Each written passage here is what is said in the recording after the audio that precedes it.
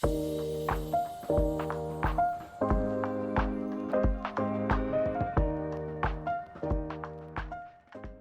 read a total of 9 books between September and October. I'm a very slow reader, so you probably won't see me reading more than 5 books a month. Sorry if that's a disappointment to you. The first book I read was The 7-Year Slip by Ashley Boston. This is a romance, magical realism book. It's about a girl whose aunt passes away and leaves her this apartment that has the ability to travel 7 years to the past. In this apartment, she meets Ewan, and well, they develop a romance. This is not my usual genre. It has very literary fiction vibes with a touch of romance, and that it's kind of out of my comfort zone, but I still really enjoyed it. It's very heartfelt, and I did share a tear. It deals with themes of loss and mourning and, being able to cope with losing a loved one. The writing is beautiful. There's so many great quotes in this book. Like, the writer writes in such a poetic way that it's very embellished, but it also gets the message across. I gave it 4 stars, and my only problem with this book is that I didn't fully believe in them as a couple, but I think it has something to do with the fact that, well, the apartment was 7 years apart. So she lives in the future and he lives in the past,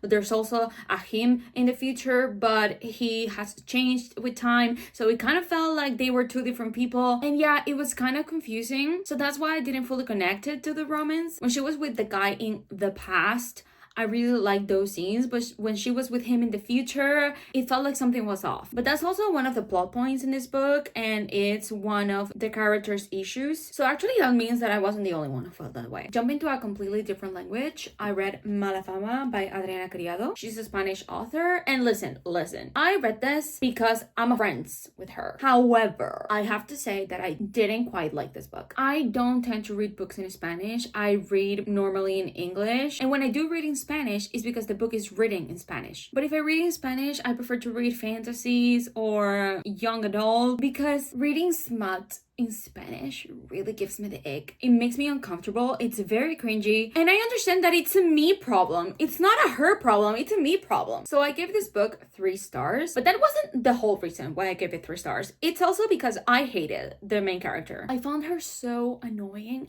and I feel really bad when I hate characters for precisely their character flaws. I know that's the issue that you're trying to fix, but it's the exact reason why I don't like you. But I did like the guy in this book. This is my translated copy. It says Predestinados, but it's Starcrossed by Josephine Angelini. I have a translated copy because this is a book that I read when I was 15, and it was one of my favorite books back in the day. I read it in Spanish, and that's the reason why I have it in Spanish. So this was a reread because I had basically forgotten everything, and since it was foggy in my mind and I liked it a lot when I read it, I was like, you know what, let's do a reread. Was it a mistake? Maybe, because I did notice some mistakes and some incongruences in the plot. But you know what? I still gave it 4 stars because these characters are still very close to me, and I do like the story. It was the book that got me into Greek mythology, and I think the story, for what it is, it's good. But not gonna lie, it was merely for nostalgic reasons. I also gotta say that this book has super long chapters. Look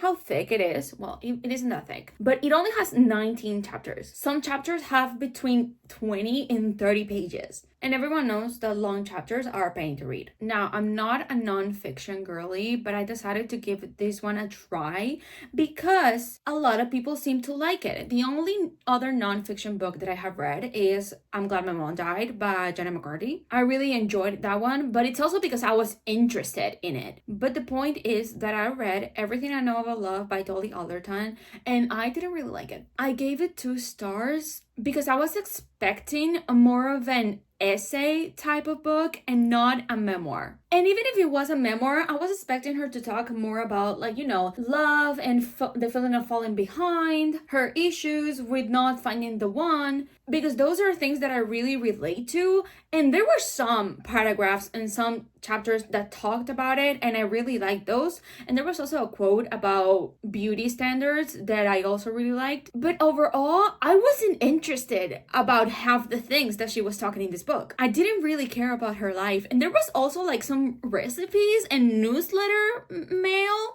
that there was no reason for them to be there. Then I read The Predator by Vernix. One of my book besties bought it for me, and she has been wanting wanting me to read this book for years. In fact, she has bought me 4 of the books in this series for my birthday and Christmas 2 years straight. And I finally picked it up, so she's very happy now. And actually, I really like that. As you can see, it has so many tabs, and I highlighted a lot of quotes in this one. It really got to me. I wasn't expecting this amount of angst from a mafia romance. And well, my red flag is that I'm an I can fix him kind of gal. So a tortured male main character will always do it for me. I give this one 4 stars, and the story is continuing in the next book, so I will probably pick that one up soon. A year ago, I didn't think Emily Henry was going to be for me, and in fact, I said that I would probably never read her books because I heard that her books were more towards the contemporary side and not the romance side, and when I read romance, I want romance to be the main focus of the book. But my taste has changed in the past year, and now I enjoy more literary kind of books, so I decided to give Bitch Read a try before the end of summer, and oh boy, Emily Henry, I misjudged you. I'm afraid I love her now. I loved this book. I gave it 5 stars.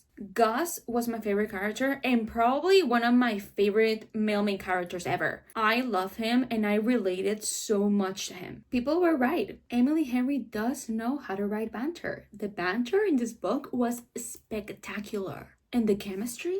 Jesus, I was rooting for these characters so much. That's how you know it's a good romance. I love that their relationship develops in a way that is not necessarily romantic. Like, they were pretty much just friends for half the book. And the scenes they got together were very mundane, like nothing very, oh my god, we're so attracted to each other. And as a demi-romantic, that's probably why I rooted for them so much. Because you could really see how good they got along in their chemistry without it necessarily being super romantic. So you're left being like, I'm rooting for them to be together because they are good together and not necessarily because the author is spoon-feeding me how good of a couple they could be. The sun is kind of setting, so I don't know if you could see that I have like a shadow right in the middle. I love this book, but the third act conflict did kind of piss me off. But it's because I'm used to reading really fluffy, very rose-colored glasses type of romance, so I like living in delusion. But I have to admit that this third act conflict was very on brand for the characters. So I really can't hold it against the book, you know? Then I read Legendary by Stephanie Garber, and I first gotta say that Jax is way too iconic. I love him. Dante, oh my god, fell right on my knees. I'm a sucker for a morally gray character, and you know, he's also kind of a torture soul, so I can't be mad at him. I gotta say that I did see the twist coming, but I thought it wasn't it, because that's the thing about Stephanie Garber. She is a freaking genius, because during the first book, she's like, do not believe anything. Don't trust anyone. And I still did. I was bamboozled. So when I went into this one, I was like, you know what? I learned my lesson. I'm not gonna make the same mistake twice. And even though she was telling me everything's real this time, I'm like, haha, no, I'm not gonna fall for that. So I was making theories thinking that I was gonna be wrong. And it turns out that I was right the whole time. So I kind of was bamboozled again. I really like Tella as a main character. She is fierce, she is bold, and very stubborn. And she kind of pissed me off at times, but if a character doesn't make you mad at some point, is it really a good character? Characters need to be flawed in order to be believable. Anyways, I give this one 4.5 stars, and I'm so excited to read finale. On the same line, right after I read Legendary, I decided to reread Caraval because I read this one last summer and I wanted to refresh the story before finishing the series. And I don't know if it was a smart choice or not, because rereading this, knowing what I know now, made me feel really stupid because I was going through it and I was seeing the little details and all of the things that I missed the first time around, and it's all so in your face, and I was still clowning the whole time. I chose to ignore it. You know, like that meme where there's a warning on the door and she's like, that doesn't tell me anything because I can't read. That's exactly how I felt rereading this book, but it was actually an experience, so I'm not complaining. This book is a solid 4 4 stars for me. I love Julian. I actually like him more than Dante. Then I listened to Truly Melly Deeply by LJ Shan. Is the last book she has published. And I listened to it on Libro.fm because I'm registered to their influencer program. So I can redeem 10 free books a month, which is great actually. I gotta say that this book is hella funny.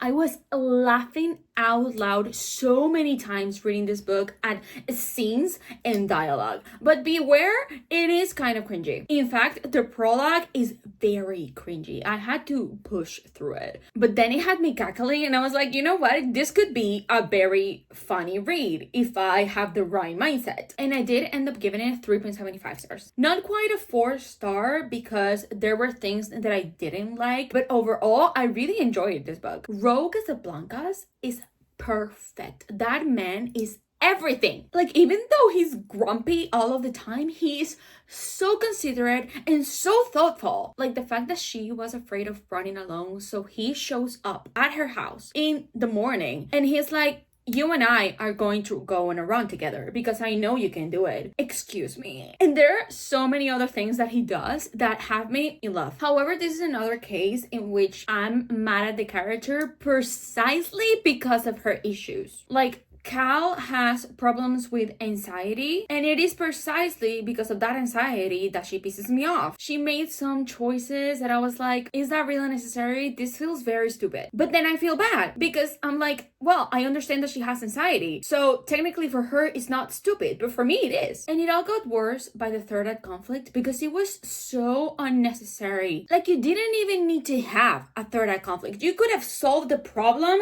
in one scene. And I was left with like, you had the whole book to resolve your issues, and yet you wait for all of it to go downhill in order for you to figure shit out. Like, what? 500 pages of no character development? That's also another thing. This book is so long, unnecessarily long. There was no need for it to be that long. I'm just realizing that I gave the blurb for just one book and I forgot to give it for the rest. But you know what? You have access to internet, so look it up. I just gave my opinions, and that is what a wrap up is for, so you can't blame me. Anyways, the sun is setting, so that is it for today's video. I hope you enjoyed it. Remember, if you did, give it a thumbs up and subscribe if you like my personality. See you next time.